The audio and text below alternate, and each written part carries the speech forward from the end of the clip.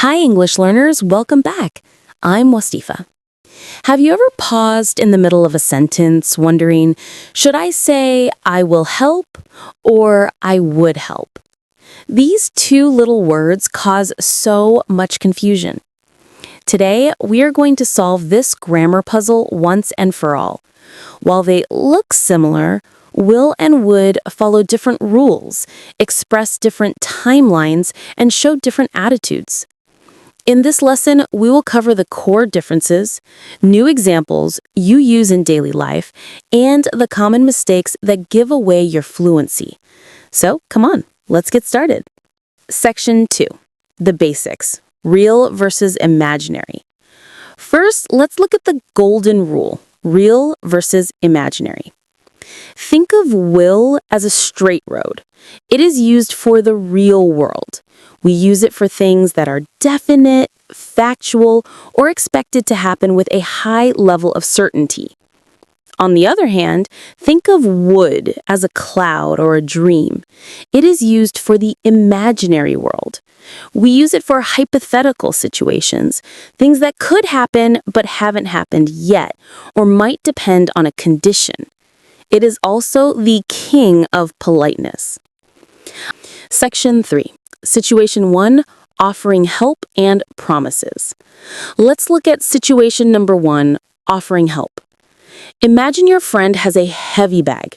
You say, I will carry that for you. This is a promise. It is direct, confident, and it is definitely going to happen.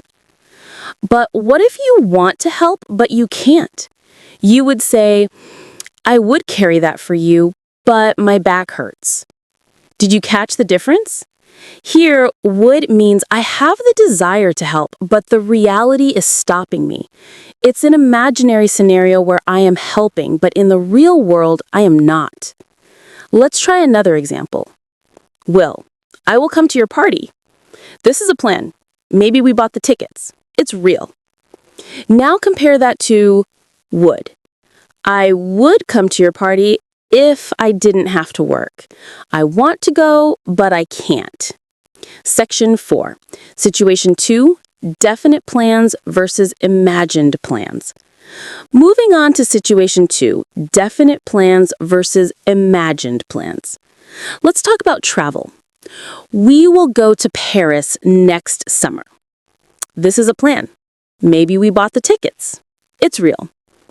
Now compare that to we would go to Paris if we had more money.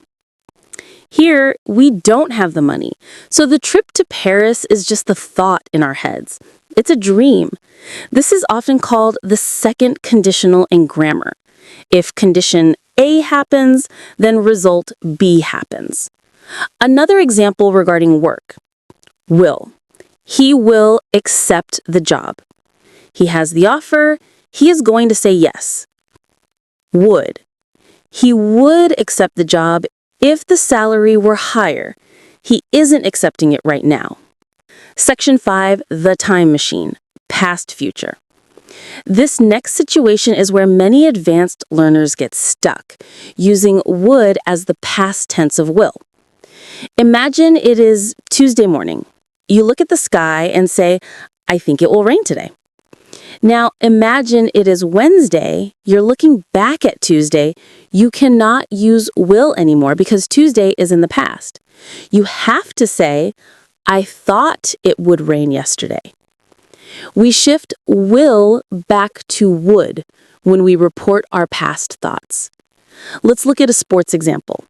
Present, I know we will win the game. Past, I knew we would win the game.